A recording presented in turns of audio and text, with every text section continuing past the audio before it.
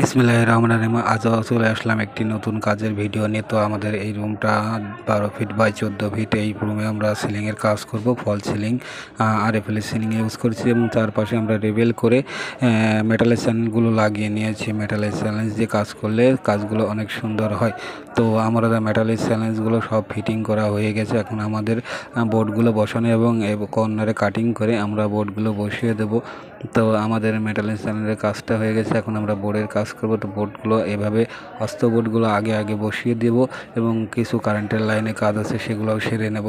Fan লাগাতে হবে তাই। তো আমাদের এই কাজটা অনেক সুন্দর বা যত্ন সহকারে করার চেষ্টা করেছি, যতটুকু পেরেছি সুন্দর করেছি। তবে আপনারা সবাই একটু কমেন্টের মাধ্যমে জানিয়ে যাবেন যে আমাদের কাজটা কতটুকু ভালো হয়েছে বা কতটুকু সুন্দর হয়েছে।